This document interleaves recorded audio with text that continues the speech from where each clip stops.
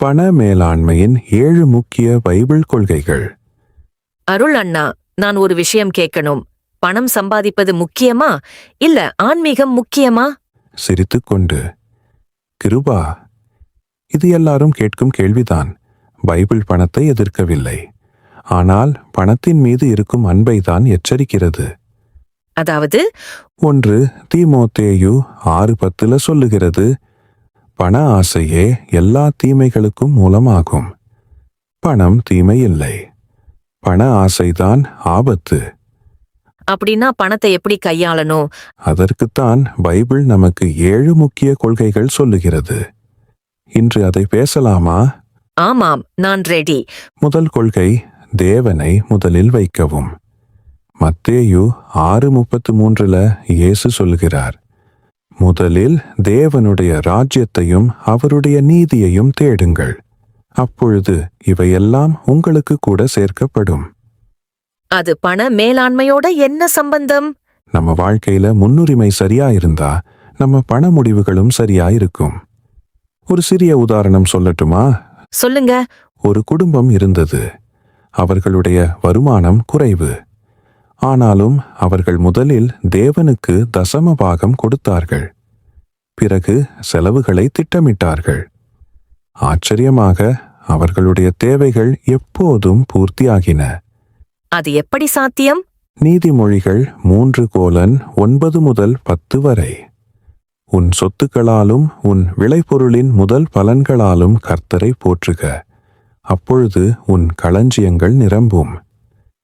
இரண்டாவது கொள்கை, தசமபாகம் மற்றும் கொடுப்பது. தசமபாகம் இப்போ காலத்துல அவசியமா?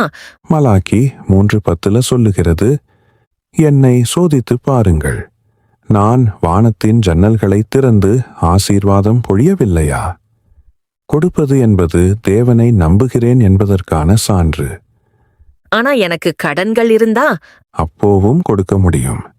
கொடுப்பது தொகையை பற்றியது அல்ல, மனதை பற்றியது. பைபிள்ல ஏதாவது உதாரணம்? ஆம், 2 கொரிந்தியர் 9:7. ஒவ்வொருவனும் மனதில் தீர்மானித்தபடியே கொடுக்கட்டும். மற்றொரு உதாரணம், ஏழை விதவை 2 காசுகள் மட்டும் போட்டாள். மார்க்கு 12:41-44 வரை. ஆனா இயேசு சொன்னார், அவள்தான் அதிகமா கொடுத்தாள். மூன்றாவது கொள்கை, சேமிப்பு மற்றும் திட்டமிடல். சேமிப்பு பைபிள்ல இருக்கா? நீதிமொழிகள் 6:6-8 வரையில எறும்பை பார்த்து கற்றுக்கொள்ள சொல்கிறார். எறும்பினிடத்தில் போய் அதன் வழிகளை பார்த்து ஞானமாயிரு. எறும்பு கோடை காலத்திலே சேமிக்கிறது. அதாவது வருமானம் இருக்கும்போது சேமிக்க வேண்டும். அப்படின்னா முழு சம்பளத்தையும் செலவு பண்ணக்கூடாதா? அப்படியே. நீதிமொழிகள் 21:20. ஞானமுள்ளவனின் வீட்டில் மதிப்புள்ள பொக்கிஷமும் எண்ணெயும் இருக்கும். நான்காவது கொள்கை, கடனில் விழாதீர். கடன் எடுக்க கூடாதா? நீதிமொழிகள் 22:7. கடன் வாங்குகிறவன் கடன் கொடுக்கிறவனின் அடிமை. கடன் வாழ்க்கையை கட்டுப்படுத்த ஆரம்பிக்கும். ஆனா வீடு வாங்கணும், குழந்தை படிக்கணும்.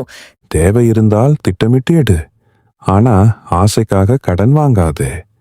அருள் அண்ணா, நான் உண்மையா சொல்லணும்னா நான் பல தடவைகள் சம்பாதித்த பணத்தை வீணா செலவு பண்ணிருக்கேன்.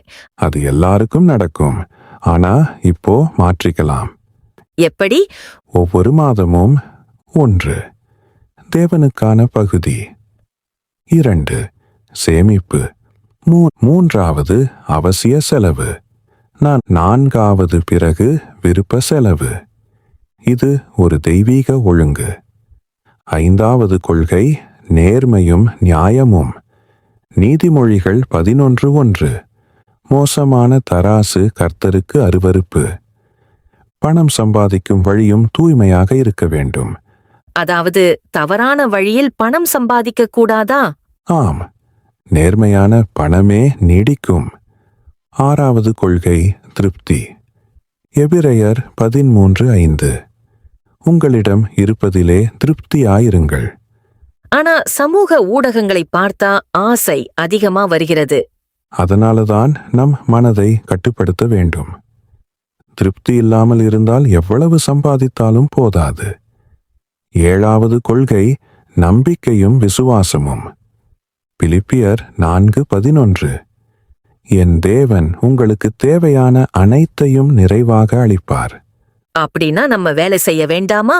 வேலை செய்ய வேண்டும், ஆனா நம்பிக்கை தேவனில் இருக்க வேண்டும். இன்று நான் கற்றது பணம் ஒரு கருவி, அது இலக்கு அல்ல. சரியாக சொன்னாய். பணம் நம்மை ஆட்சி செய்யக்கூடாது. நாம் பணத்தை ஆட்சி செய்ய வேண்டும். அடுத்ததாக என்ன கற்றுக்கொள்ளலாம்? அடுத்த பகுதியில் யோசேப்பின் கதையிலிருந்து சேமிப்பு, சாலோமோனின் ஞானம், தாலந்துகள் பற்றிய உவமை, நவீன வாழ்க்கை பயன்பாடுகள். அருள் அண்ணா, நீங்க சொன்னது போல பைபிள்ல சேமிப்பு பற்றிய கதைகள் இருக்குன்னு சொன்னீங்களே, அது என்ன? மிக பிரபலமான உதாரணம் யோசேப்பு. எகிப்தில் இருந்த யோசேப்பா? ஆமாம், ஆதியாகமம் 41 வரும் கதை. பரோவோனுக்கு ஒரு கனவு வந்தது. 7 கொழுத்த மாடுகளையும் 7 ஒல்லியான மாடுகளையும் பார்த்தான். அந்த கனவுக்கு அர்த்தம் சொல்ல யாராலும் முடியவில்லை. அப்போ யோசேப்பு சொன்னாரா? ஆமாம், யோசேப்பு சொன்னாரு, 7 வருடங்கள் வளமான காலம் வரும், அதற்கு பிறகு 7 வருடங்கள் பட்டினி வரும். அதுக்கு அவர் என்ன ஆலோசனை சொன்னாரு? அவர் சொன்னாரு, வளமான 7 வருடங்களில் சேமியுங்கள், பட்டினி வரும்போது அதை பயன்படுத்தலாம். அது ரொம்ப புத்திசாலித்தனமா இருக்கு. அதனாலதான் யோசேப்பு எகிப்தின் பிரதம மந்திரியாக ஆனார். அவருடைய சேமிப்பு திட்டம் ஒரு நாட்டையே காப்பாற்றியது. அதாவது சேமிப்பு ஒரு ஆன்மீக செயல் கூடவா? ஆமாம், சேமிப்பு என்பது பயம் அல்ல, அது ஞானம். வேறு பணம் பற்றிய உவமைகள் இருக்கா? இயேசு சொன்ன ஒரு முக்கிய உவமை தாலந்துகள் பற்றியது. மத்தேயு 25:14-30 வரை. அது என்ன கதை? ஒரு எஜமானன் தன் ஊழியர்களுக்கு பணம் கொடுத்தான். ஒருவருக்கு 5 தாலந்து, மற்றொருவருக்கு 2, மற்றொருவருக்கு 1. அவர்கள் என்ன செய்தார்கள்? 5 தாலந்து பெற்றவன் அதை முதலீடு செய்து 10 ஆக்கினான். 2 தாலந்து பெற்றவன் அதை 4 ஆக்கினான். ஆனா 1 தாலந்து பெற்றவன் அதை புதைத்து வைத்தான். அது தவறா? எஜமானன் சொன்னார், நீ தீயும் சோம்பேறியுமான ஊழியன். அவர் பணத்தை இழக்கலையே. ஆனா வளர்க்கவில்லை. பணம் வளர வேண்டும், நம் திறமைகளும் வளர வேண்டும். அதாவது பணத்தை நன்றாக பயன்படுத்தணுமா? ஆமாம், பணம் சும்மா கிடக்கக்கூடாது, அது ஆசீர்வாதமாக மாற வேண்டும். அருள் அண்ணா, இப்போ எனக்கு ஒரு உண்மை புரிகிறது. என்ன? நான் சம்பாதிக்க வேண்டும், ஆனா பணத்துக்காக வாழக்கூடாது. அதுதான் உண்மை. மார்க்கு 8:36. ஒருவன் உலகம் முழுவதையும் அடைந்தாலும் தனது ஆத்துமாவை இழந்தால் என்ன பயன்? அப்படின்னா ஒரு கிறிஸ்துவர் பணத்தை எப்படி திட்டமிட வேண்டும்? ஒரு எளிய பைபிள் முறை. 10% தேவனுக்காக, 10 முதல் 20% வரை சேமிப்பு, 70 முதல் 80% வரை வாழ்க்கை செலவு. அது சாத்தியமா? ஆரம்பத்தில் கடினம், ஆனா ஒழுக்கம் வந்தால் எளிதாகும். அருள் அண்ணா, நான் இப்போ ஒரு முடிவு எடுத்துட்டேன். என்ன முடிவு? இன்று முதல் தேவனை முதலில் வைப்பேன், கடனில் விழமாட்டேன், சேமிப்பேன், கொடுப்பேன், நேர்மையாய் வாழ்வேன். சிரித்துக்கொண்டு. அப்படின்னா உன் வாழ்க்கை மாறும். ஒரு கேள்வி. சொல்லு. இந்த எல்லா கொள்கைகளையும் பின்பற்றினா நான் செல்வந்தியாகி விடுவேனா? மெதுவாக. ஆம், ஆனா உலகம் நினைப்பது போலல்ல.